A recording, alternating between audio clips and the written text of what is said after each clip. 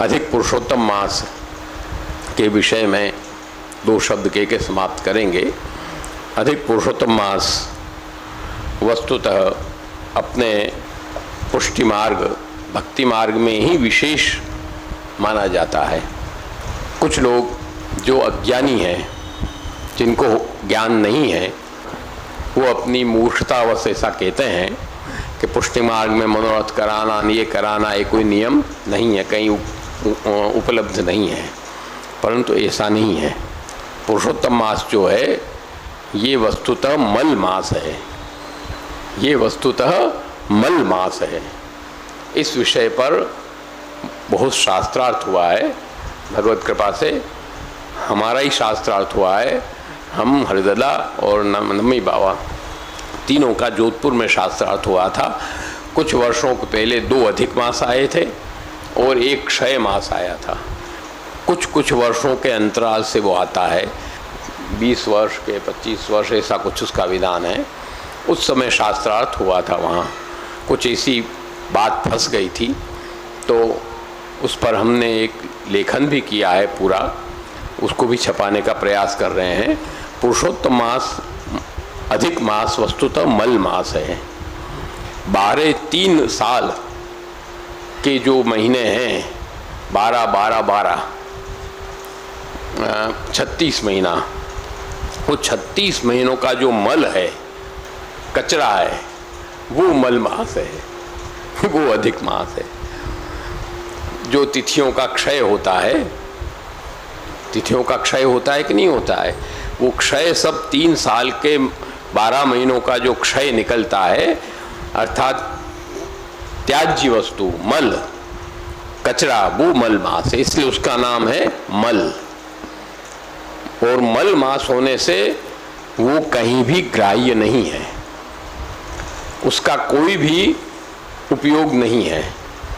न उसमें कोई शादी ब्याह होगा, न तुमको कोई नया घर बनाना है, वास्तु करना है, ये करना है, वो करना है, कुछ होता है? कुछ नहीं होगा, क्योंकि वो त्याज्य है, उसका अधिकार नहीं है, उसको अधिकार नहीं मिला है। जितने महीने होते हैं सब मासों के एक एक स्वामी होते हैं। हर देवता हर मास का स्वामी होता है, इसका कोई स्वामी नहीं है। मल है, मल का कौन स्वामी होगा? तो ये स्थिति जब बनी, इसका वर्णन स्कंद पुराण में, पद्म पुराण में विस्तृत रूप में आता है। ये स्थिति जब बनी तब वो मलमास, उसको जब बहिष्कार हो गया, तब वो मलमास सब देवताओं के पास गया और सब देवताओं के पास जाके विनती किया कि आप हमको ग्रहण करो, कोई तो हमको ग्रहण करे।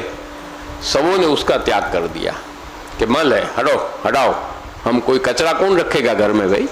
सबने कचरा बाहर फेंक दिया। तो वहाँ से पूरे में घूमता घूमता निस्साधन हो गया, वो निस्साधन हो गया, कोई उसका साधन नहीं रहा।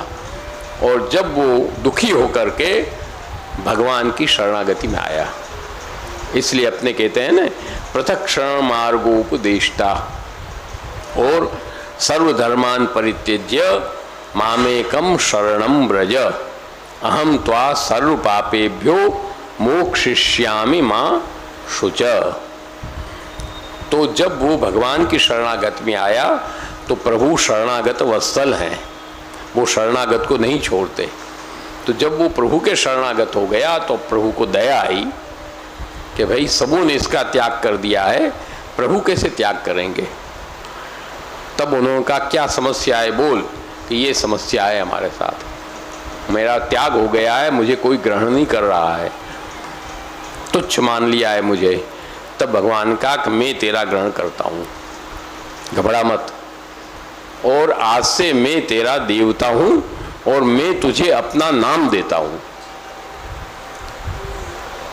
श्री कृष्ण वल्लभो मासः, ये नारद पंचरात्र का श्लोक है, पत्रिका में दियो मैं। श्री कृष्ण वल्लभो मासः पुरुषोत्तम संगीतः, वो कृष्ण वल्लभ मास है, भगवान श्री कृष्ण का प्रिय मास, पुरुषोत्तम मास। आपने नाम दिया उसको अपनी शरण में लिया। उस आपने कहा कि वैदिक कार्य न हो, लौकिक कार्य न हो, परंतु समग्र अलौकिक कार्य तेरे अंदर 12 मास के होंगे, तुझे मैं अधिकार देता हूँ। इसलिए अपने यहाँ 12 मास के मनोरथ अधिक मास में हो सकते हैं, बाकी कभी होते हैं नहीं होंगे। तो ये पुरुषोत्तम मास का विधान है और इसलिए इसके अंदर 12 मास के मनोरथ होते हैं। ये शास्त्रीय निर्णय है। अब शास्त्र में ये थोड़ी लिखा होगा कि मनोरथ होंगे, शास्त्र में मनोरथ करना ऐसा नहीं लिखा होता है। समग्र अलौकिक भगवत संबंधी कार्य होंगे 12 मास के, ये उसमें उल्लेख है। तो वो पुरुषोत्तम मास का इसलिए महत्व है और अपन सब मनोरथ, प्रभु के मनोरथ अपन उसमें कराते हैं। भगवत गुणगान, भगवत कथा, भगवत सत्संग, ये सब जो पुरुषोत्तम मास में अपन करते हैं उसका फल चतुर्गुणित होता है। अन्य मास में तुम करो उससे चतुर्गुणित फल इसमें प्राप्त होता है। इसलिए अपने यहाँ पुरुषोत्तम मास का विशेष महत्व। अब तो पुरुषोत्तम मास मनोरथ कई जगह होने लग गए, देखा देखी। अन्य मंदिरों में भी देवी देवताओं के भी होने लग गए हैं, पर उनको इतनी अक्कल तो है नहीं। अब तो देखा देखी, मारवाड़ी में कहते हैं ना, होड़ा होड़ी गोड़ा फोड़े, तो वो हो गया है, तो अब चलता है आजकल। परंतु वस्तुतः वो नियम है नहीं, तो ये तो चलता रहता है। आजकल तो ऐसा है कि हनुमान जी के भी अन्नकूट हो रहा है। मैंने कहा कि सब कराओ, हनुमान जी का ब्यावला मत करा देना कहीं, इतनी कृपा रखना, बाकी जो करना हो करो, हनुमान जी का ब्यावला मत करा देना, तो आफत कर दोगे। आजकल का वो भी भरोसा नहीं है करा दें। तो ये देखा देखी की स्थिति है आजकल। वस्तुतः अपने पुष्टि मार्ग में ही इसमें मनोरथ का विधान है और कहीं नहीं है। तो उसमें अपने मनोरथों का क्रम है। पहले भी हम बता चुके हैं, पत्रिका छपने के लिए गई है, आपके विलम्ब हो गया, हम भी बाहर चले गए, सब गाड़ी लेट चल रही है थोड़ी। तो उसमें मनोरथों की भी लिस्ट 2-3 साल से वैष्णव का आग्रह रहा, मनोरथ की लिस्ट बाहर आना चाहिए, आना चाहिए, आना चाहिए। अपने यहाँ नहीं आती थी, बोर्ड पर लिखा जाता था, परंतु इस बार मनोरथों की लिस्ट भी हमने मुद्रित करा रहे हैं, वो भी इस बाहर सबको प्राप्त होगी। और उसके अंदर 24 तारीख प्रथम रविवार, आजकल रविवार में सबको सुविधा रहती है ना, तो प्रथम रविवार अड़ेल का मनोरथ रखा है। वहाँ पर श्री महाप्रभु जी के छाक का मनोरथ का लगभग निर्णय हो रहा है।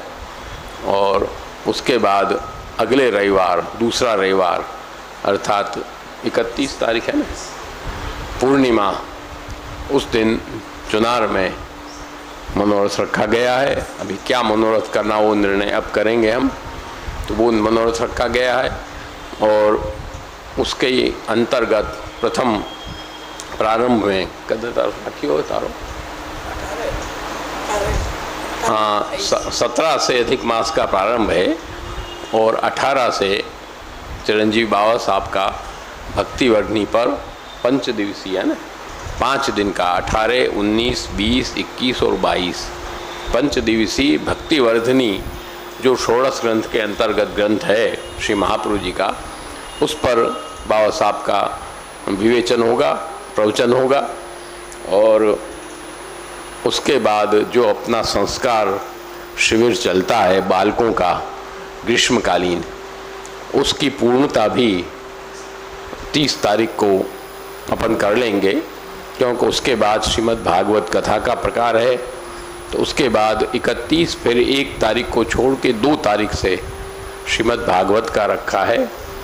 मथुरा के वसंत जी चतुर्वेदी, उनका श्रीमद् भागवत का कार्यक्रम यहाँ पर रखा गया है। और उसके बाद वो 2, 3, 4, 5, 6, 7, 8 तक पूर्ण हो जाएगा। उसके बाद पिछला 1 सप्ताह बड़े बड़े मनोरथ होते हैं, ठाकुर जी के तो बाहर भी होते हैं मनोरथ, तो फिर जगह का प्रश्न आता है। इसलिए कथा 8 तारीख को समापन पूर्णाहुति होगी, 9 तारीख तक हवन वगैरह सब होके पूर्ण होगा।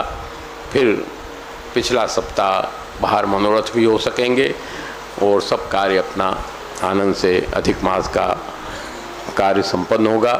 इस तरह से पूरे अधिक मास का कार्यक्रम अपने यहाँ निर्धारित किया गया है। तो वो पत्रिका भी सब बाहर आ जाएगी 2-3 दिन में, तो वो सब लोगों को आपको प्राप्त हो जाएगी।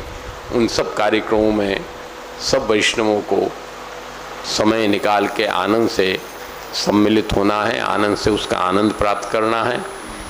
और साथ साथ ठाकुर जी के मनोरथ दर्शन के विषय में ऑफिस में मुकुंद दास जी के पुत्र भैया सतभैया वाले वो बैठेंगे।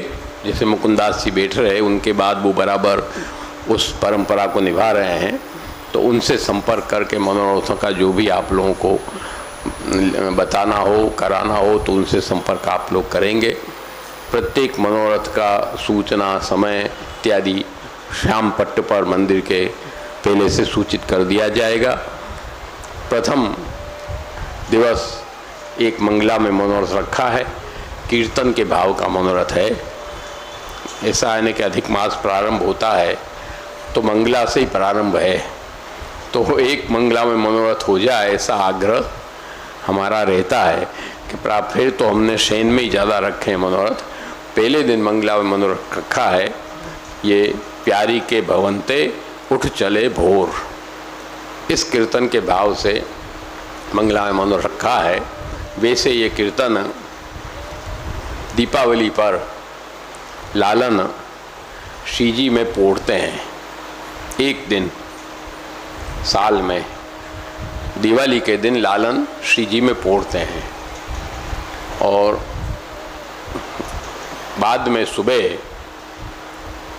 मंगला के पहले ही जगते से ही उठ के पधार जाते हैं अपने घर, अपने मंदिर में। उस भाव का एक कीर्तन है। प्यारी के महलते, वहाँ पर भाव बदल जाता है। तो वो श्री गोवर्धन धरण और लालन इन दोनों के भाव बदल के वहाँ आनंद से बिराजते हैं। और फिर प्यारी के महलते उठ चले भोर, ये सब गंभीर भाव हैं। इतना ही कहकर उसको आगे बढ़ते हैं हम। तो उस भाव से मनोरथ यहाँ पर रखा गया है मंगला में। और फिर अपना शयन का क्रम, पालने का क्रम वगैरह सब चलेगा। कुछ मनोरथ राजभोग में होंगे, करेंगे, वो सब बढ़घट होगा और सूचना पट्ट पर सूचित किया जाएगा। इस तरह से भागवत कथा में भी हमारी ऐसी इच्छा है कि प्रतिदिन हमारा तो रहेगा ही आने का 2 शब्द, बाकी कुछ एक विद्वान को बुलाकर हम श्रवण करें, कुछ वो आनंद भी लें विद्वानों का भी। तो ये भी साथ में रखा गया है कि कथा के समापन में थोड़ा थोड़ा मनीषियों के विचार प्रश्न भी हम विचार सुने। इस तरह से पूरा कार्यक्रम अपना यहाँ पर निर्धारित है। सब कार्यक्रम का आप सब आनंद लेंगे। इतना ही कहते हुए आज एकादशी का जो अपना सत्संग का क्रम है उसका हम प्रवचन का समापन करते हैं। आप भावना भगवत चरणारविंद में विशेष बढ़ी रहे।